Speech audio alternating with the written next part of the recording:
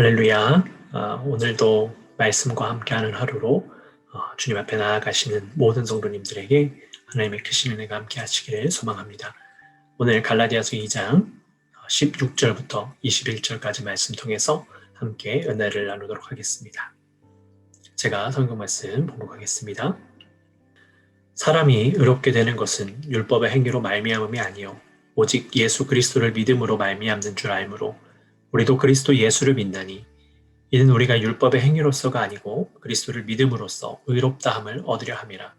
율법의 행위로서는 의롭다함을 얻을 육체가 없느니라. 만일 우리가 그리스도 안에서 의롭게 되려 하다가 죄인으로 드러나면 그리스도께서 죄를 짓게 하는 자냐? 결코 그럴 수 없느니라. 만일 내가 헐었던 것을 다시 세우면 내가 나를 범법받자로 만드는 것이라. 내가 율법으로 말미암아 율법에 대하여 죽었나니 이는 하나님에 대하여 살려 함이라.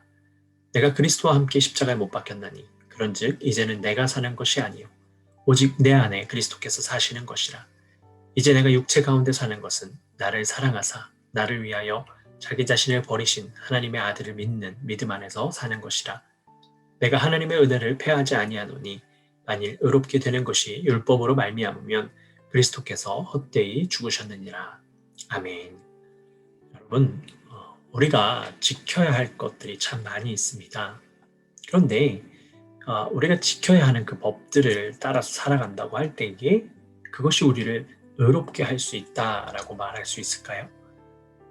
사람들은 누구나 살아가면서 가지고 있는 잣대가 있습니다.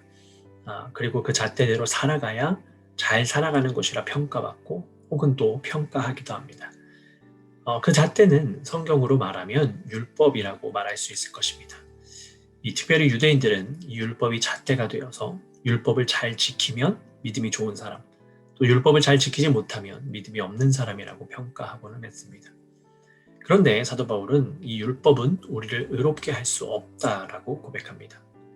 오직 예수 그리스도를 믿음으로 의롭게 된다는 것을 사도 바울은 고백하고 있습니다.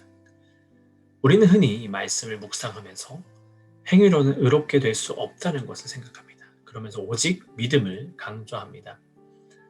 물론 믿음을 강조해야 하는 건 맞습니다. 믿음이 최우선입니다. 그러나 그 믿음을 수반하는 행위가 뒤따라야 한다는 것을 우리는 깨달아야 합니다.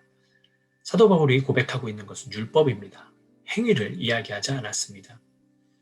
우리가 어제 보았던 말씀을 이어서 본다면 사도 베드로가 이방인들과 식사를 같이 하다가 야고보가 보낸 유대인들이 오자 그 자리를 떠났습니다. 그거 왜 그랬습니까? 그의 행위가 율법에 어긋나기 때문이었습니다. 그가 이방인들에게도 복음이 전해져야 하고 그리스도로 인해서 율법으로는 구원을 받을 수 없다는 것을 깨달았음에도 불구하고 그 율법을 지키기 위해서 다른 이들을 시험에 빠뜨리는 그런 행동을 했던 것입니다. 그렇기 때문에 이런 이중잣대를 가지고 살아가지 말아야 한다고 사도 바울이 고백하는 것이지 행위에 대해서 거부하고 있는 말씀을 하고 있는 것은 아닙니다. 그를 반증하는 것이요. 바로 야고보서 3장에 나오는 믿음에 근거한 행위가 뒤따라야 한다고 하는 사도 야고보의 고백입니다. 이 사도 야고보는 행함이 없는 믿음은 죽은 믿음이라고 가지고 있습니다. 우리가 이 사도 바울과 이 사도 야고보의 말씀을 보고요. 서로 상반되는 주장을 편다라고 생각할 수 있습니다. 그러나 두 사도 모두 믿음에 근거한 행위를 이야기하고 있는 것입니다.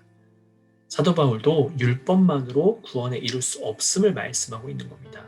그 율법이 믿음을 뛰어넘는 것이 잘못된 것이니 믿음에 근거한 율법의 실천의 중요성을 말씀하고 있는 것입니다. 여러분, 이번 한파가요, 역대급이라는 뉴스가 이어지고 있습니다. 많은 분들이 이 한파와 눈으로 인해서 어려움을 당하고 있다는 것을 잘 알고 있습니다. 그래서 저는 계속해서 뉴스 매체에 집중하면서 더 큰 어려움이 없도록 계속해서 기도를 하고 있습니다. 그런데 이번 뉴스를 보면서 여전히 이 세상은 살만하다라는 것을 많이 느끼게 됩니다. 무엇보다 이 킬리시에 쉘터를 제공한 그 교회의 모습을 보면서 이 믿음을 실천하는 참된 그리스도인의 모습을 본 것 같아서 참 많은 은혜를 받기도 했고요. 한편으로는 좀 부끄럽다는 생각도 들기도 했습니다. 앞으로 우리 교회도 여건이 되는 한 이 지역과 이웃을 위해서 노력하는 교회가 되어야겠다라는 생각을 참 많이 하게 되었습니다. 뿐만 아니라 이 주위에 굶주리는 이들을 위해서 무료로 음식을 나누는 이들도 있었고요. 또 차가 공경에 처해 있거나 혹은 정전으로 인해서 어려움을 당한 이들을 도우려는 손길들이 참 많이 있었습니다. 이들 중에는 물론 믿지 않은 자들도 있었겠지만 많은 믿는 자들이 그리스도께서 가르쳐 주신 나눔과 사랑을 직접 실천하고 있었던 것입니다.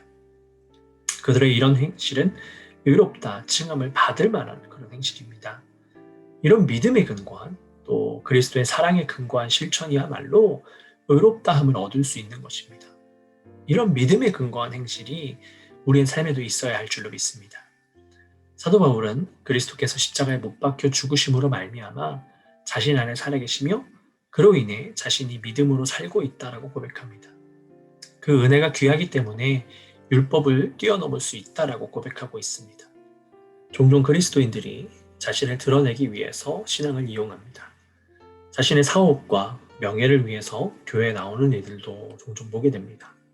자신을 드러내고자 교회에 열심을 내는 경우도 있습니다. 그러나 그로 인해서는 하느님께로부터 의롭다함을 얻을 수가 없습니다. 여러분, 기본은요, 믿음에 있습니다.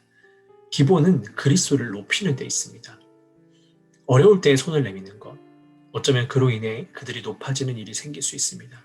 그러나 아무리 세상 사람들이 높인다 할지라도 자신이 먼저 그리스도를 높인다면 주님은 그로 인해서 찬양을 받으시게 됩니다. 그러니 사도 바울이 고백한 것처럼 우리도 그리스도와 함께 십자가에 못 박혀 죽고 그리스도로 인해서 살아가는 주님의 자녀가 되어야 될 줄로 믿습니다. 그래서 주님이 우리 안에서 역사하시며 주님의 이름만을 높이는 주님의 자녀다운 삶을 살아야 할 줄로 믿습니다. 여러분, 어려운 때입니다. 여러 가지 어려움이 복합적으로 오는 이때에 우리는 더욱 깨어서 주님을 영화롭게 하고 주님의 이름이 더욱 높아지도록 쓰임받는 온전한 그리스도인이 되어야 할 줄로 믿습니다. 오늘 하루 그런 헌신으로 또 그렇게 주님 앞에 쓰이기 위해서 한 발 더 주님께로 나아가는 복된 삶이 되시기를 예수 그리스도 이름으로 축복합니다. 함께 기도하도록 하겠습니다. 사랑의 아버지 하나님, 감사합니다. 주님께서 오늘도 우리를 인도해 주셔서 말씀과 함께하는 하루로 주님 앞에 나아가게 하시니 감사를 드립니다. 주님, 우리의 삶 가운데에 온전히 주님을 먼저 높이고 주님의 뜻을 따라서 실천함을 통해서 주님의 그 역사하심을 우리가 날마다 경험할 수 있도록 인도하여 주시옵소서. 그래서 우리가 세상 가운데 우리의 삶이 비춰지길 원합니다. 주님, 나의 것이 비춰지길 원하는 것이 아니라 나의 삶을 통해서, 우리의 삶을 통하여서 주님이 밝게 비춰지기를 소망합니다.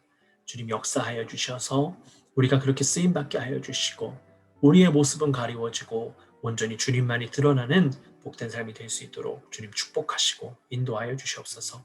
주님께서 우리의 삶 가운데 날마다 함께 하실 것을 믿사오며 사랑이 많으신 예수 그리스도 이름으로 감사하며 기도드렸습니다. 아멘. 하늘에 계신 우리 아버지여, 이름이 거룩히 여김을 받으시오며 나라의 임하옵시며 뜻이 하늘에서 이룬 것 같이 땅에서도 이루어지이다. 오늘날 우리에게 일용할 양식을 주옵시고 우리가 우리에게 죄진 자를 사하여 준 것 같이 우리의 죄를 사하여 주옵시고 우리를 시험에 들게 하지 마옵시고 다만 악에서 구하옵소서. 대개 나라와 권세와 영광이 아버지께 영원히 있사옵나이다. 아멘.